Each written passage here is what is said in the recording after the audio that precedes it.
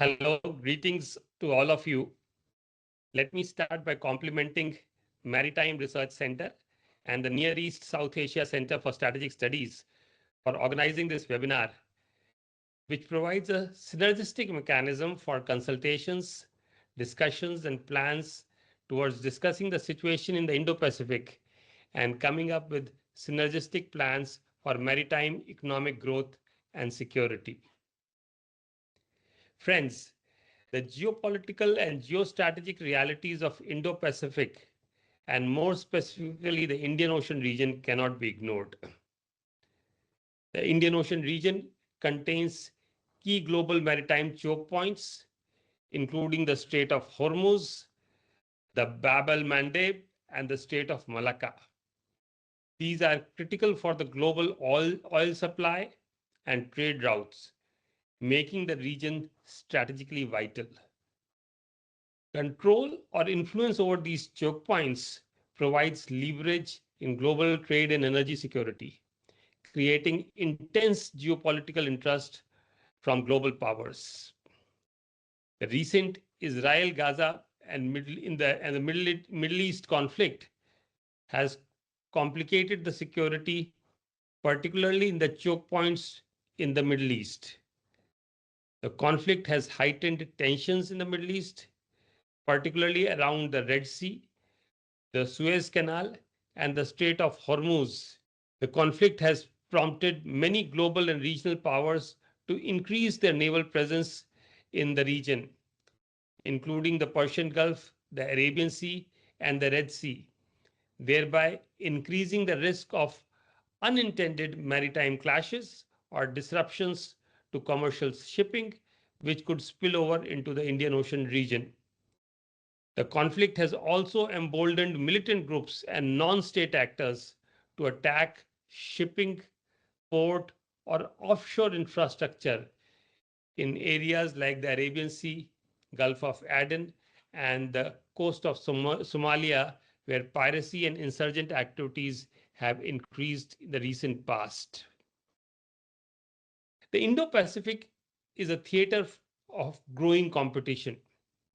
China's Belt and Road Initiative, including the String of Pearls strategy, has expanded its influence by developing ports and infrastructure in countries like Pakistan, where they have Gwadar, Sri Lanka, where they have Hambantota, in Myanmar, in Cambodia, in Djibouti, just to name a few.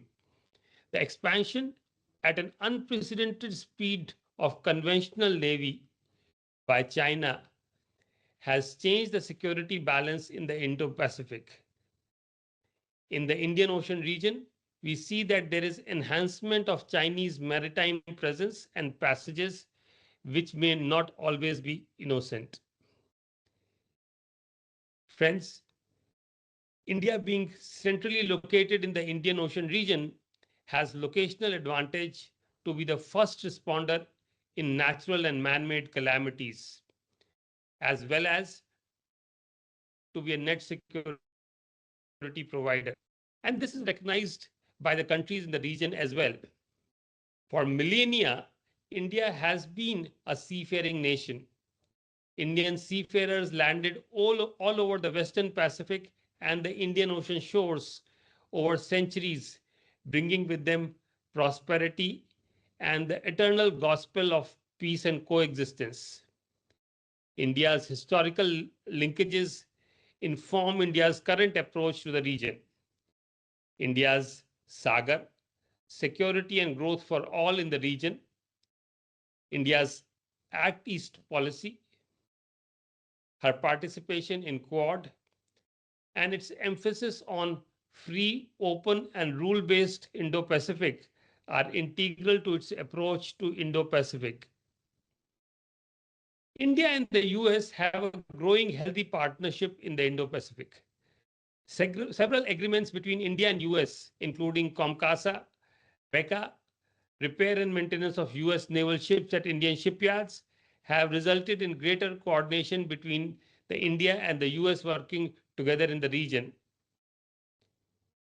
The Indo-Pacific, particularly the Indian Ocean region, is also a critical hub for global trade and energy supply. Over 80% of world's seaborne oil passes through the Indian Ocean, making it a critical energy lifeline for Asian economies. As the economic center of gravity of the world moves eastwards, the region's economic significance continues to grow. I must also say that apart from the great power competition which is being witnessed in the Indo-Pacific, the region is also facing a range of non-traditional security threats, including piracy, terrorism, illegal fishing, and natural disasters. Illegal, unregulated, and unlawful fishing greatly discriminates against those that act responsibly, honestly, and in accordance with rules. IUU fishing is threatening marine biodiversity in the region, food security for communities, and livelihoods of those involved in fishing. Further, environmental challenges like rising sea levels and maritime resource depletion also affect the strategic calculus of the littoral nations. Friends, in this context and in this background, the importance of underwater domain awareness has increased tremendously. Submarines, underwater drones, and other stealth maritime assets are increasingly becoming integral part of naval armory. And underwater domain awareness is vital for detecting, tracking, and neutralizing potential underwater threats from rival powers. UDA is also integral part of surveillance and intelligence gathering. This is essential not only for early threat detection, but also for safeguarding India's exclusive economic zone, monitoring illegal underwater activities like smuggling, illegal fishing, and detecting foreign military assets in strategic waters. UDA is also essential to protect underwater infrastructure. The IOR is home to critical underwater infrastructure, including submarine communication cables that carry vast majority of global internet traffic along with energy pipelines. And this region has a heavy load of these submarine cables as well.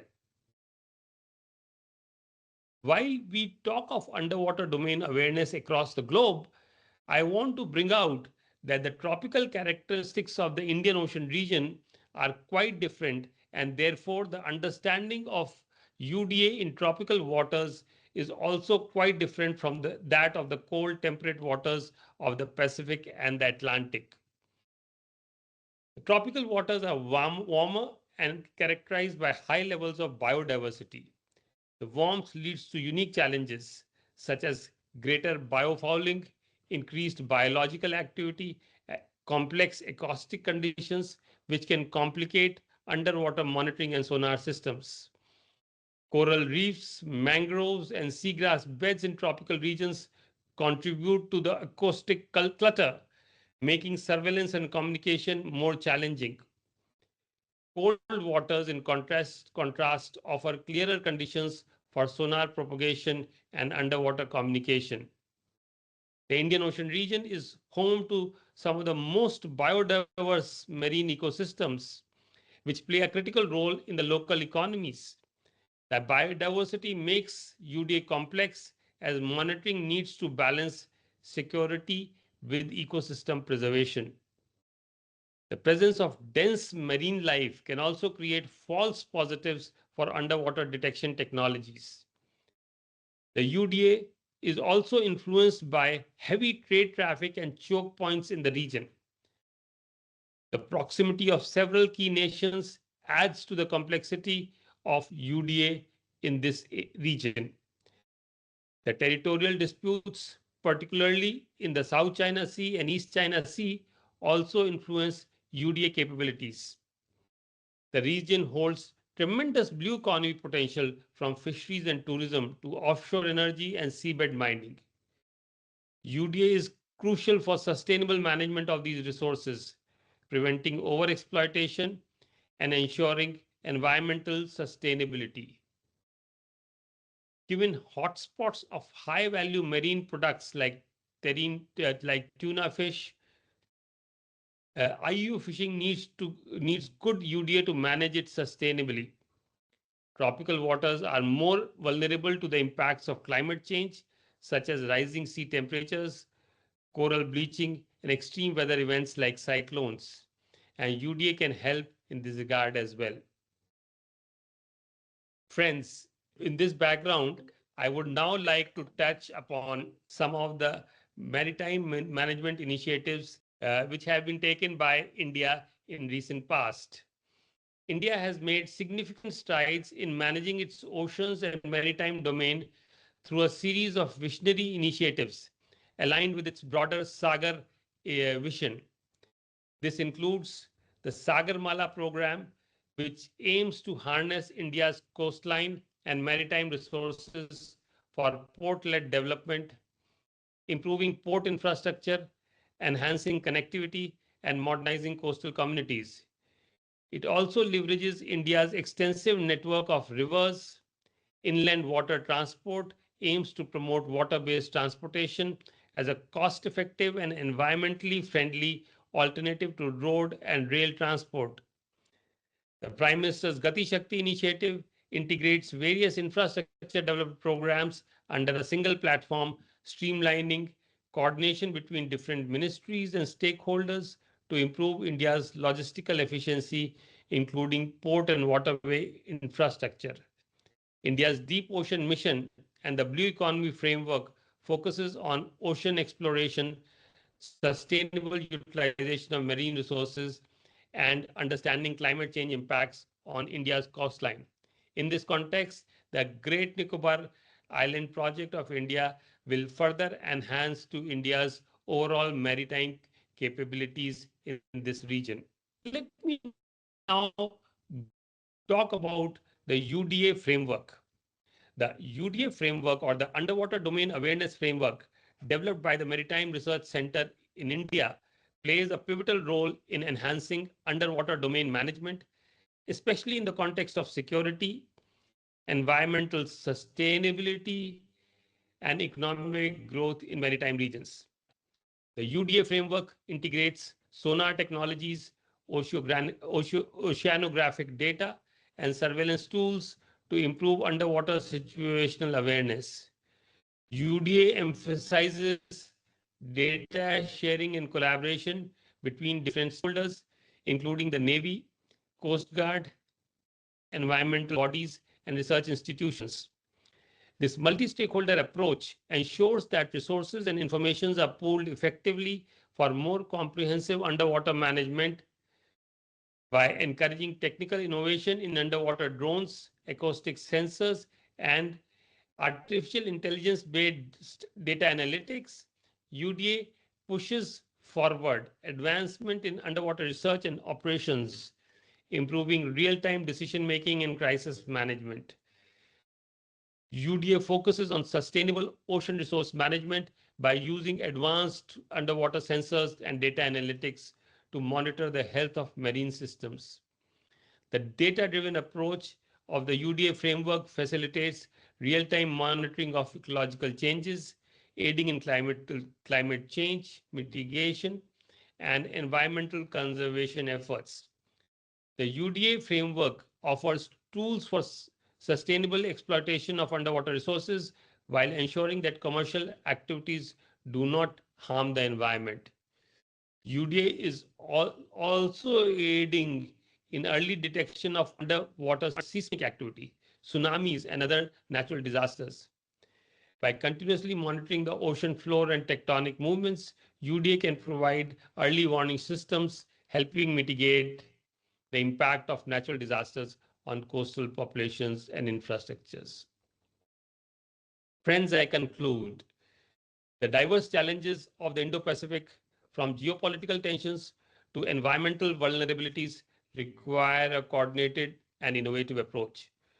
By leveraging cutting-edge technologies, fostering international collaboration, and aligning with India's Sagar vision, UDA will not only safeguard our maritime interests, but also unlock the vast blue economy potential in a fair, equitable, and environmentally sustainable manner.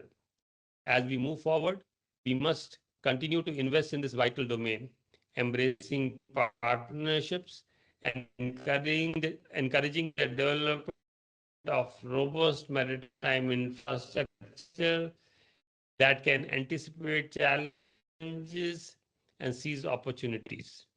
With this forward-looking approach, India and the IOR can chart a course towards stewardship for generation to come in close collaboration with like-minded nations. Thank you very much. Jai Hind.